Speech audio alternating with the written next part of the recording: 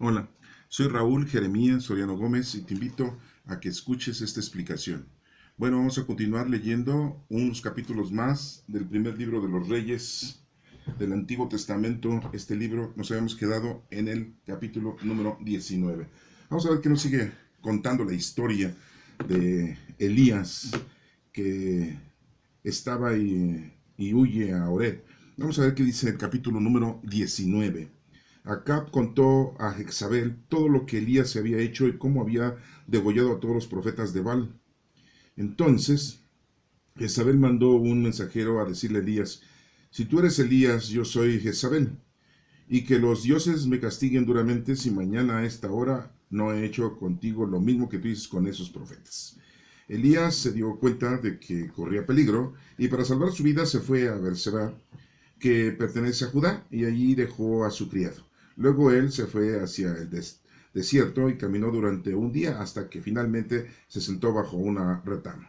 Era tal su deseo de morirse que dijo: basta ya, Señor, quítame la vida, pues yo no soy mejor que mis padres. Y se acostó allí bajo la retama y se quedó dormido, pero un ángel llegó y tocándolo le dijo: levántate y come. Elías miró a su alrededor y vio que de cerca de su cabecera había una torta cocida entre las brasas y una jarra de agua. Entonces se levantó y comió y bebió, después se volvió a acostar. Pero el ángel del Señor vino por segunda vez y tocándolo le dijo: levántate y come, porque si no el viaje sería demasiado largo para ti. Elías se levantó y comió y bebió, y aquella comida le dio fuerzas para caminar 40 días y 40 noches hasta llegar a Horeb, el monte de Dios. Al llegar entró en una cueva y allí pasó la noche, pero el Señor se dirigió a él y le dijo: ¿qué haces aquí, Elías? Él respondió: he sentido mucho celo por ti, Señor Dios Todopoderoso, porque los israelitas han abandonado tu pacto y derrumbado tus altares, y a filo de espada han matado a tus profetas. Solo yo he quedado y me están buscando para quitarme la vida. Y el Señor le dijo: sal fuera y quédate de pie ante mí sobre la montaña. En aquel momento pasó el Señor, hizo un viento fuerte y poderoso, desgajó la montaña y partió las rocas ante el Señor, pero el Señor no estaba en el viento. Después del viento hubo un terremoto, pero el Señor tampoco estaba en el terremoto. Y tras el terremoto hubo un fuego, pero el Señor tampoco estaba en el fuego. Pero después del fuego se oyó un sonido suave y delicado. Al escucharlo Elías, se cubrió la cara con su capa y salió y se quedó a la entrada de la cueva. En esto llegó a él una voz que le decía: ¿qué es ahí, Elías? Me contestó: he sentido mucho celo por ti, Señor Todopoderoso, porque los israelitas han abandonado tu pacto y derrumbado tus altares al filo de espada. Han matado a tus profetas, solo yo he quedado y me andan buscando para quitarme la vida. Entonces el Señor le dijo: anda, regresa por donde viniste al desierto de Damasco y ve y consagra a Asael como rey de Siria y a Jehú, nieto de Nimsi, como rey de Israel. A Eliseo, hijo de Safat, del pueblo de Abel Meola, consagrado como profeta en lugar tuyo. De esta manera, quien escape de la espada de Hazael lo matará Jaúl, y a quien escape de la espada de Jehú lo matará Eliseo. No obstante, yo dejaré en Israel 7,000 personas que no se han arrodillado ante Abal ni lo han besado. Elías se fue de allí y encontró a Eliseo, que estaba arando. Delante de Eliseo iban 12 yuntas de bueyes y él mismo llevaba la última. Elías se dirigió a él y le echó su capa encima. Al instante Eliseo dejó los bueyes y corrió tras Elías y le dijo: déjame dar a mis padres un beso de despedida y luego te seguiré. Pues puedes ir, dijo Elías, pero recuerda lo que he hecho contigo. Eliseo se apartó de Elías y fue, tomó 2 toros y los descuartizó, y con la manera del yugo asó la carne y dio de comer a la gente. Después se fue tras Elías y quedó a su servicio. Esta es palabra de Dios. Te alabamos, Señor. Bueno, pues miren, vemos aquí que Elías pues tiene miedo, lógico, ¿no? Porque Jezabel, ¿sí?, se dio cuenta de todo lo que había hecho Elías, de mandar matar a todos los profetas sí, pésimos, ¿verdad? Los que se hacen profetas de dioses vanos. O sea, es increíble, ¿no? Pues, así hay en la actualidad mucha gente, ¿no? Creen en la Santa Muerte, creen que le hacen los milagros los santos, que Judas Tadeo es el que hace milagros, y la misma Iglesia Católica ha provocado que la feligresía caiga en esos errores, porque pues no les explican, no les enseñan, ¿no? Yo no sé, podría decirles yo a ustedes que lo hacen con predicación a Dios y ventaja, a lo mejor no, pero pues en nuestra actualidad, en este año 2022, se debiera de explicar plenamente las Escrituras, plenamente la palabra de Dios y principalmente el Nuevo Testamento. Todos los 4 evangelios que tenemos, las cartas que tenemos, ¿sí? Y son 27 libros que tenemos, ¿no? Decimos, es importante conocer, ¿sí? Todo el Nuevo Testamento. Pero pues desafortunadamente ellos se dedican a otro tipo de enseñanza, a otro tipo de mensajes que le dan a la gente. Y en la actualidad pues ya no podemos quedarnos con la duda, tenemos que explicar plenamente lo que es la doctrina de nuestro Señor Jesucristo. Y bueno, pues aquí nos estamos dando cuenta que pues Jezabel sí se dio cuenta de que Elías había mandado a matar a todos los profetas erróneos, adoradores de esos dioses hechos por el ser humano. Y entonces Jezabel dijo, pues te voy a mandar matar, ¿eh? Entonces se dio cuenta Elías y pues corre por su vida, ¿eh? Se va de ahí, ¿sí? Se ve a Berseba, que es una región que pertenece a Judá, y ahí se quedó, y ahí se dejó a su criado, y después se fue hacia el desierto. Caminó durante un día, dice la escritura, un día se sentó bajo una retama. Era tal su deseo de morirse que dijo, basta ya, Señor, quítame la vida, pues yo no soy mejor que mis padres. Pues se sentía agobiado, ¿no? Se acostó ahí bajo la retama y se quedó dormido, pero un ángel del Señor llegó y tocándole, levántate y come. Elías miró al alrededor y vio que cerca de la cabecera había una torta cocida sobre las brasas y una jarra de agua. Bueno, una torta, estamos diciendo, nosotros sabemos cómo son las tortas, ¿no? Pero bueno, era un tipo de alimento que se estaba dando en aquel entonces. Y una jarra de agua, ¿no? No van a pensar que era una jarra de plástico, de vidrio, ¿no? Pues, era agua, ¿no? Había dado ahí un recipiente con agua. Comió y bebió, se volvió a acostar. El ángel lo volvió a tocar por segunda vez, ¿sí? Y le dice, levántate y come porque si no, el viaje sería demasiado largo para ti. Porque, pues, sí, iba a tener que caminar bastante, ¿no? Y le dio fuerzas a Elías y caminó 40 días, fíjense, y 40 noches hasta llegar al monte Horeb, monte Sinaí, lo que nosotros le decimos el monte Sinaí, el monte de Dios. Ese monte todavía existe en la actualidad, está en la península de Sinaí. Al llegar entró en una cueva y ahí pasó la noche, pero el Señor se dirigió a él y le dijo, ¿qué haces aquí, Elías? Él respondió, he sentido mucho celo por ti, Señor Dios Todopoderoso, porque los israelitas han abandonado tu pacto y derrumbado tus cerros. Qué raro, ¿verdad? Que los israelitas hagan eso. Pues, siendo el pueblo escogido del Señor, han caído como el maligno. Ha tratado de destruir siempre ese pueblo, ¿no? Sí, pues para llevarle la contra a nuestro Padre. Pero acuérdense que el maligno pues no tiene poder propio, ¿no? Dios le da el consentimiento, ¿no? Por eso le decimos en la oración que nos enseñó nuestro Señor Jesucristo, no nos dejes caer en la tentación. Le pedimos al Señor, pues sí, las tentaciones las vamos a tener, las podemos estar teniendo diariamente, pero que el Señor no nos deje caer en la tentación, es lo que le pedimos. Solo yo he quedado y me están buscando para quitarme la vida, dice Elías. Sal afuera y quédate ahí de pie ante mí sobre la montaña, le dice Dios. En aquel momento pasó el Señor y un viento fuerte y poderoso dejó la montaña y la partió rocas ante él. Sí, pero el Señor no estaba en el viento, dice la Escritura. Después el viento hubo terremoto, pero el Señor tampoco estaba en el terremoto. O sea, no estaba en esa descuartición de esas rocas ni tampoco en el viento. Después el terremoto y después el fuego. ¿Sí? Y no estaba el Señor en esas acciones, dice la Escritura. Al escucharlo, Elías se cubrió la cara con su capa. Dice que después se oyó un sonido suave y delicado. Y salió y se quedó en la entrada de la cueva. En esto llegó a él una voz que le decía, ¿qué haces ahí, Elías? Sí, le está hablando otra vez nuestro Padre Dios. Sí. Él le contesta, he sentido mucho celo por ti, Señor Todopoderoso, porque los israelitas han abandonado tu pacto y derrumbado tus altares, al filo de espada ha matado a tus profetas, solo yo he quedado, me andan buscando para quitarme la vida. Entonces el Señor le dijo, anda, regresa por donde veniste al desierto de Damasco, ve y consagra a Hazael como rey de Siria. Le está dando el poder de llevar a cabo la bendición, ¿sí? Y de consagrar a Hazael como rey de Siria, y a Jehú, nieto de Nimsi, como rey de Israel. A Eliseo, hijo de Safat, del pueblo de Abel Mehola, conságralo como profeta en lugar tuyo. Elías consagra a Eliseo como profeta, por orden de Dios. Recuerden que Dios es el que escoge a los profetas, no uno se hace profeta. Entonces, todos esos que eran profetas del dios Baal, un dios hecho por manos de hombres, inventado por nosotros, los seres humanos, pues ¿cómo iba ese dios a escoger a esos profetas? Pues no, ¿verdad? Ellos solos escogieron, ellos solos se dictaminaron. Y que de repente adivinaban, sí. Que de repente eran coincidencias, sí. Y que de repente tenían razón, sí. Mundanamente hablando, ¿no? Entonces por eso les tenían cierta estima, ¿no? Y cierta credibilidad, ¿no? Entonces, ya le dice que consagre a Elías, ¿verdad? Perdón, a Eliseo, que lo consagre a Eliseo como profeta en lugar de él, ¿no?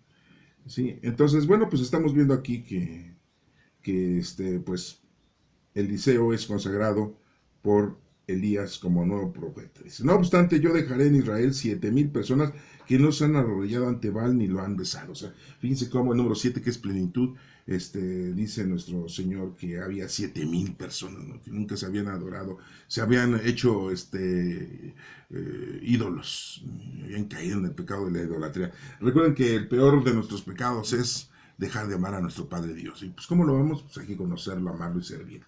Eso es lo que tenemos que hacer. Entonces, pues bueno. Elías se fue de allí y encontró a Eliseo que estaba arando. Era agricultor. ¿Sí? Delante de Eliseo iban 12 yuntas de buey. 12, el número 12 es la asamblea del Señor. Las 12 tribus de Israel. Después vemos que eran los 12 discípulos de nuestro Señor Jesucristo. Es la asamblea.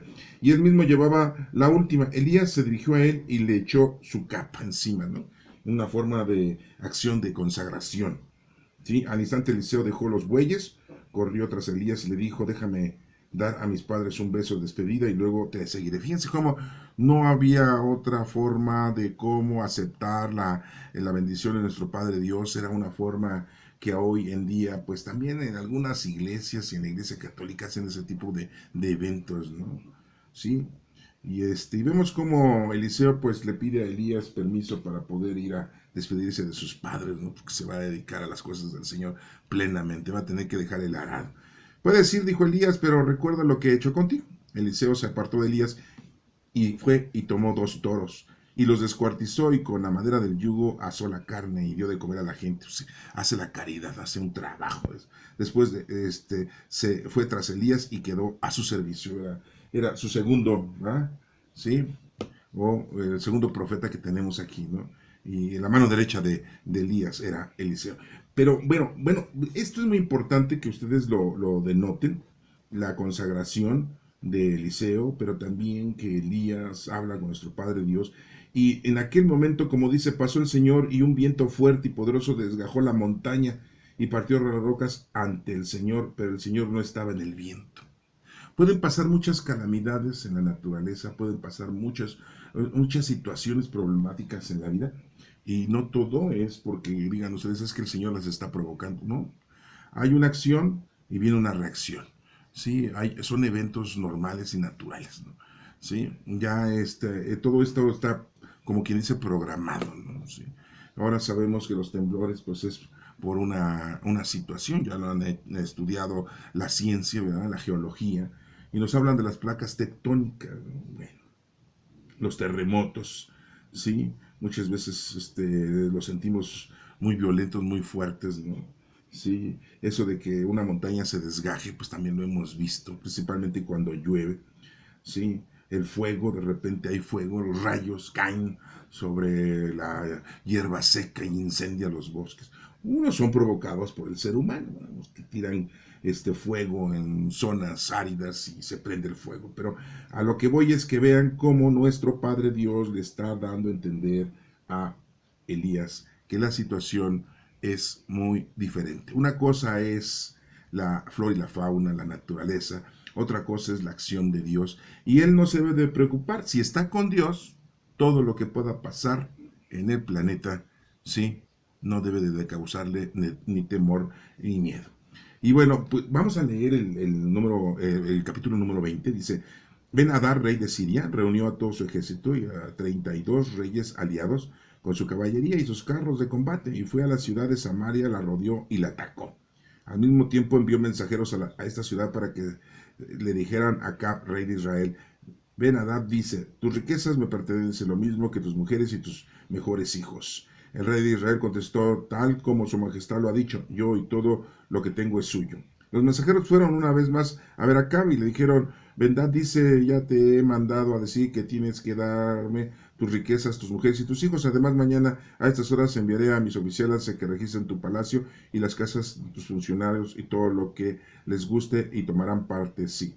Entonces el rey de Israel mandó llamar a todos los ancianos del país y les dijo, como ustedes podrán darse cuenta, este hombre estaba buscando hacerme daño, a pesar de que yo no me he negado a entregarle mis mujeres, mis hijos y mis riquezas, pues no lo escuches ni le hagas caso, respondieron los ancianos y toda la gente. Entonces Acab dijo a los enviados de Ben-Hadad, digan a su majestad que haré todo lo que me ordenó al principio, pero que no puedo hacer lo que ahora me exige. Los enviados llevaron la respuesta a Ben-Hadad, y Ben-Hadad mandó a decir a Acab que los dioses me castiguen duramente si de Samaria queda polvo suficiente para dar un puñado a cada uno de mis seguidores. Por su parte, el rey de Israel le mandó a decir, no cantes victoria antes de tiempo.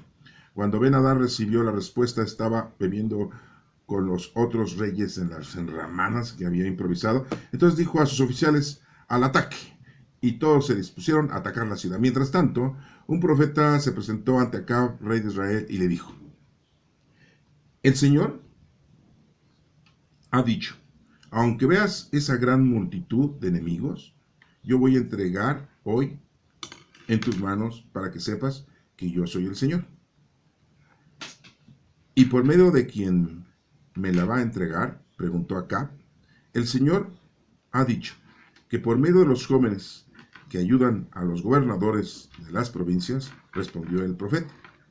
¿Y quién atacará primero? Insistió Acab. Tú, respondió el profeta. Entonces Acab pasó revista a los jóvenes que ayudaban a los gobernadores de las provincias, que eran 232, y a todo el ejército israelita, compuesto de 7,000 hombres, y salieron al mediodía, mientras Ben-Hadad y los 32 reyes, aliados suyos, seguían emborrachándose en las enramadas que habían improvisado. Y avanzaron en primer lugar los ayudantes de los gobernadores. Cuando Ben-Hadad recibió aviso de que algunos hombres habían salido de Samaria, ordenó, sea que hayan salido en son de paz o en son de guerra, los quiero vivos. Esa fue la orden, ¿no? Los ayudantes de los gobernadores salieron de la ciudad y seguidos por el ejército, y cada uno de ellos mató a un contrario.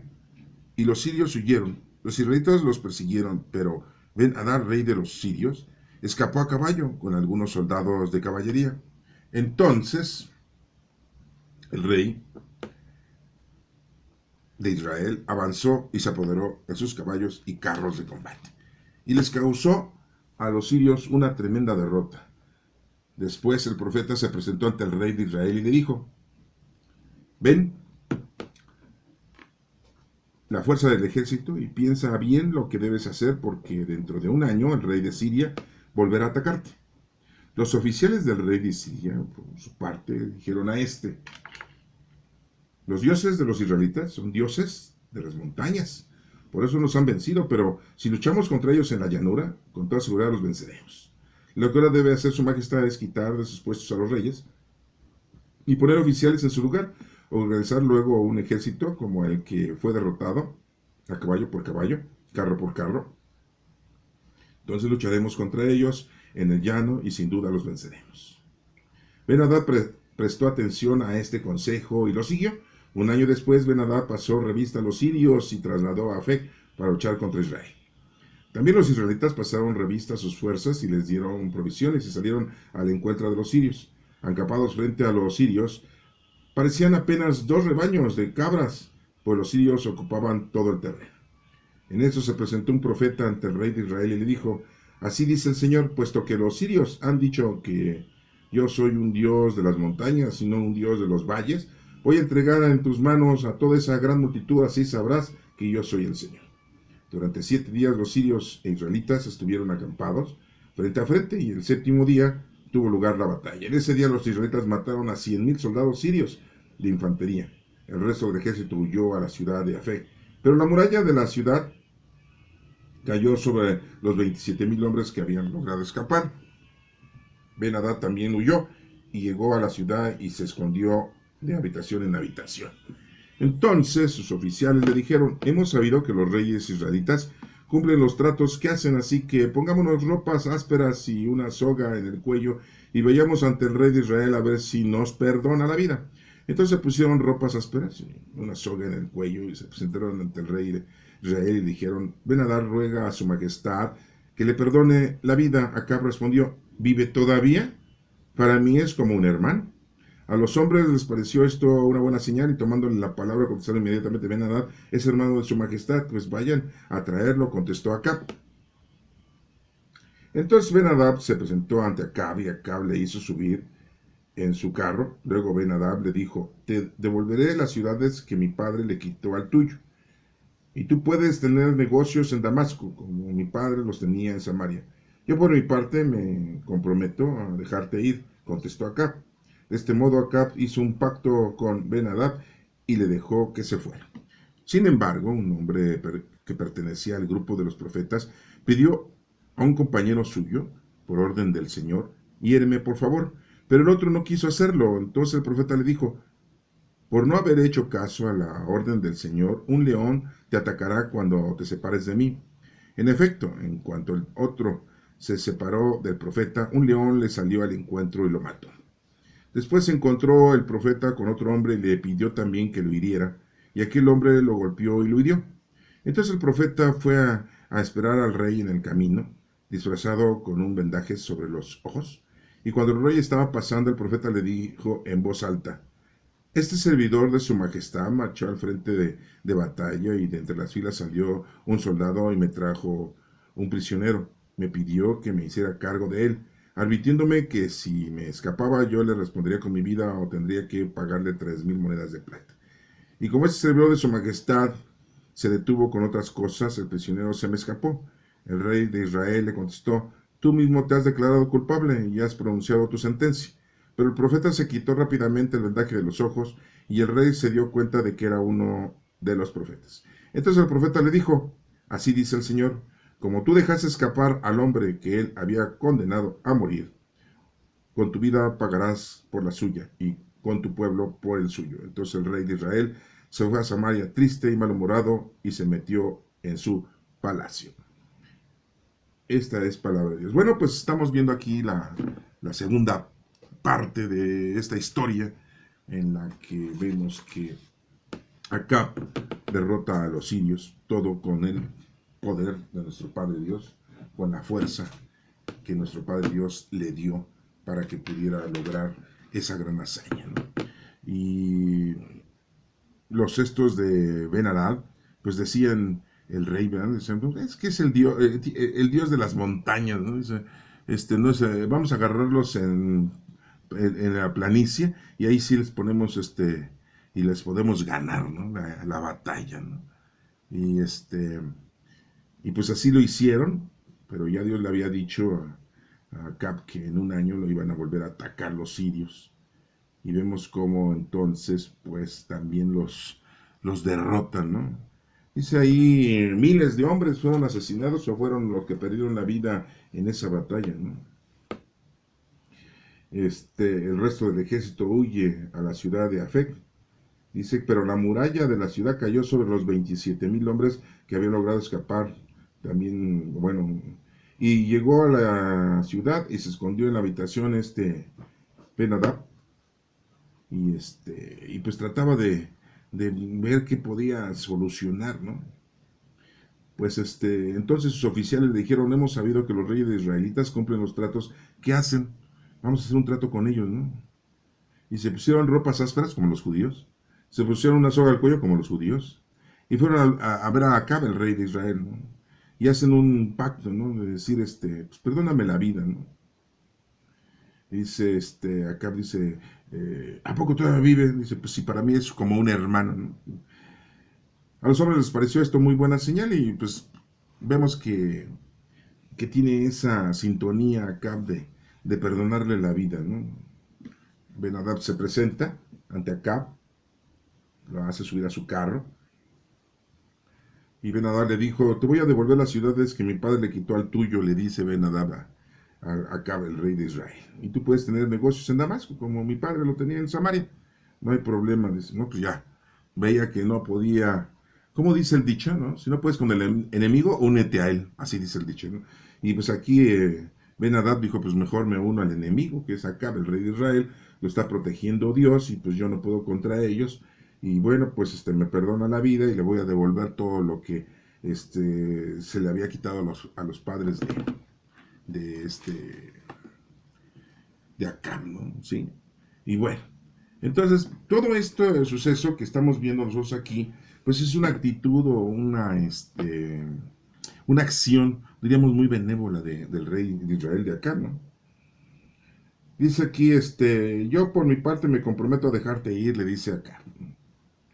Hizo un pacto Ben Acab, hizo un capo con Ben Ahab y le dejó y que se fuera. Sin embargo, un hombre que pertenecía al grupo de los profetas, no nos dice quién, pidió a su compañero suyo, por orden del Señor, hiéreme por favor. Pero el otro no quiso hacerlo, ¿no? Pues es uno de los profetas, ¿cómo voy a estar haciendo eso? Entonces el profeta le dijo, por no haberme hecho caso a la orden del Señor, porque no es orden mía, decía. Acuérdense que los profetas, Dios habla por medio de los profetas, ¿no? Bueno, entonces dice, un león te va a atacar cuando te separes de mí, y en efecto, se separó de él y llegó un león, le salió de encuentro y lo mató. Bueno, yo no sé dónde andan los leones, pero bueno, pues aquí había un territorio donde había leones, ¿no? Bueno, era algo difícil andar por ahí, ¿no? Caminando, imagínense, ¿no? Es algo terrible. Después encontró el profeta a otro. No nos dice qué profeta es, ¿eh? Y le pide también lo mismo. Y entonces aquel hombre dice, ah, sí, ¿quieres que te ponche tu pañal? Pues te lo poncho. Y le dio. Y sopas, ¿no? Sí, no, pues al que pan quiere, pues órale, ¿no? ¿Quién le dan pan que llora, ¿no? ¿Que eso quieres? ¿Me caes gordo? Sí, pues, imagínate, ¿no? Bueno. Después se encontró al profeta con otro hombre, aquí le dice. Entonces el profeta fue a esperar al rey en el camino, o sea, al rey acá, disfrazado, con un vendaje sobre los ojos. Fíjense nada más. Por eso les digo que un actor no miente, actúa. Eso es lo que hacen los actores, ¿no? Y aquí el profeta se estaba comportando como un actor. No de telenovelas, ¿eh? Pero bueno, bien, vean lo que está haciendo.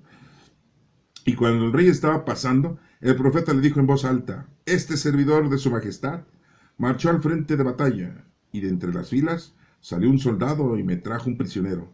Me pidió que me hiciera cargo de él, advirtiéndome que si se me escapaba, yo le respondería con mi vida o tendría que pagarle 3,000 monedas de plata. Y como ese servidor de su majestad se entretuvo con otras cosas, pues a lo mejor se fue a orinar, ¿verdad?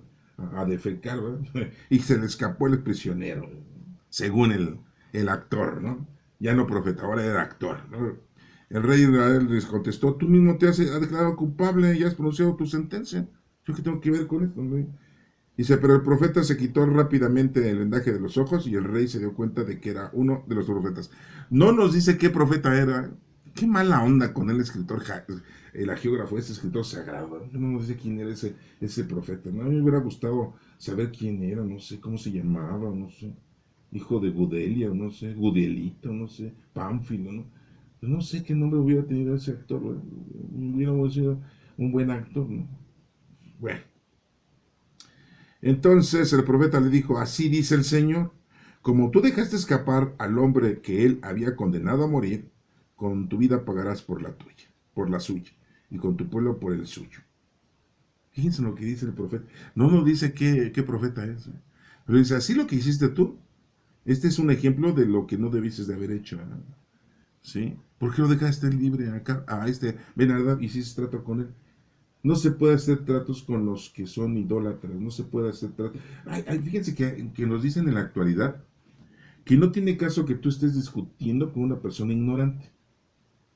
O sea, no tiene caso, o sea, vas a perder el tiempo. Con una persona que está con problemas psiquiátricos, pues tampoco, o sea, no tiene caso, o sea, ¿sí?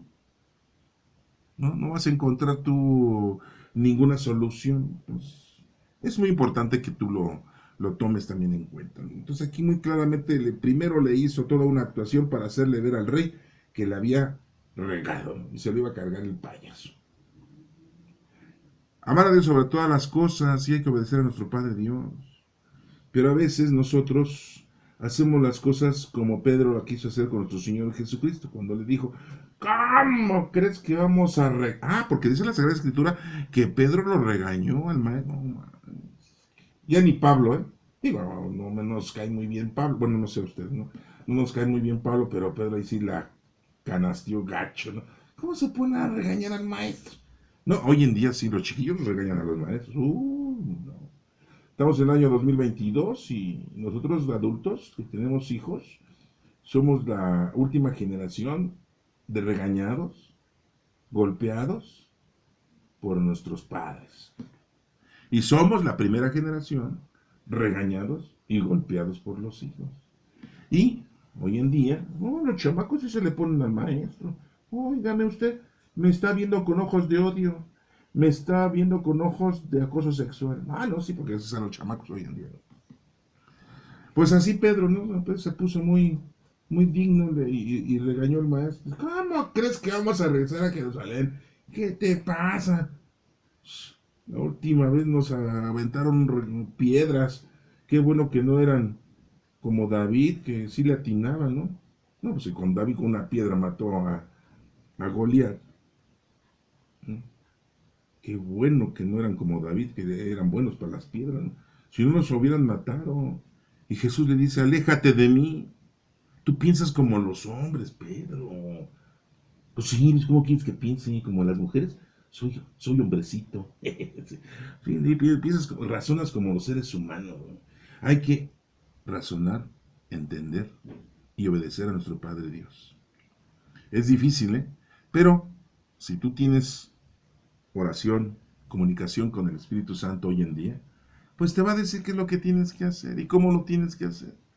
Pero si andas perdido ahí con la Santa Muerte y con Malverde y con Judas Tadeo y otros con otros santitos por ahí muy afamados y que piensas que ellos te van a hacer los milagritos. No. Como les dije hace rato, desgraciadamente algunos pastores religiosos, presbíteros, sacerdotes, guías espirituales, pues nos platican de todo, pero no nos explican la Sagrada Escritura, y mucho menos nos explican el Nuevo Testamento, ¿no? Que eso es lo que nos importa a nosotros.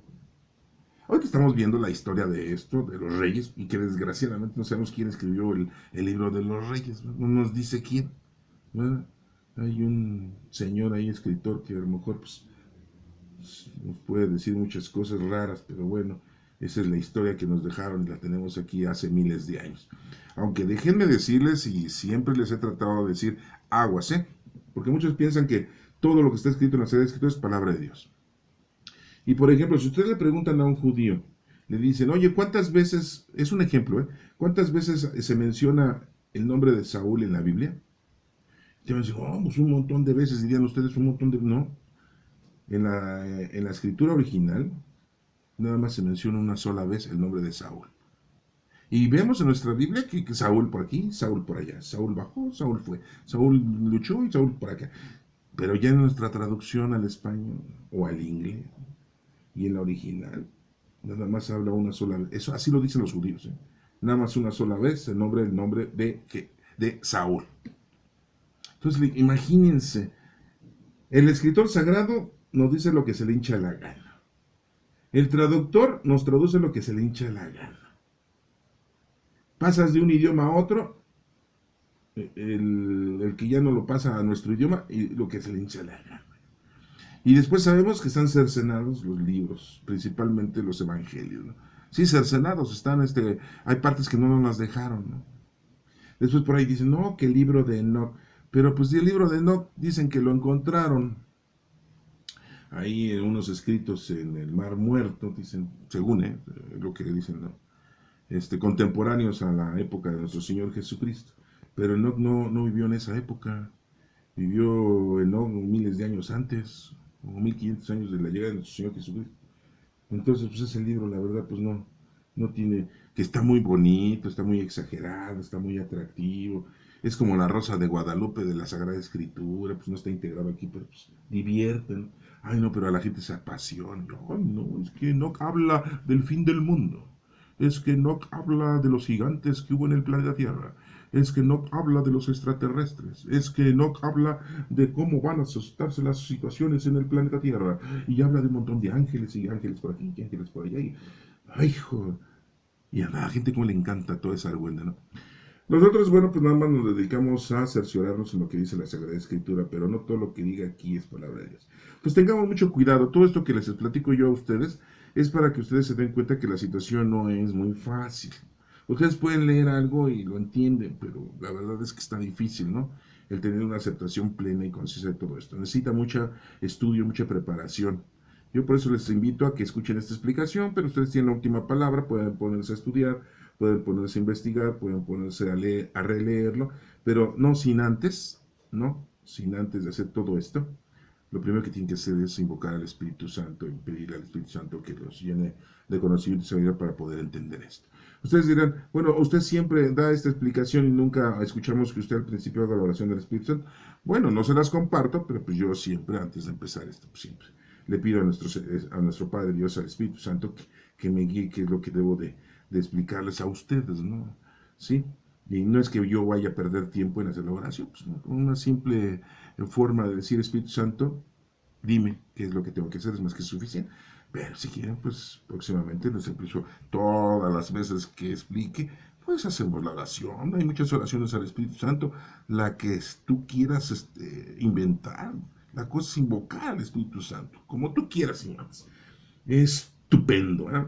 Bueno, vamos a seguir, vamos a terminar con este relato en donde, bueno, pues le dice, y le pone esta comparación de que así como tú dejaste escapar y hiciste un pacto con los hombres, ¿no? Y habías hecho un pacto con Dios, Dios te había dado una orden, y pues no quisiste hacer caso.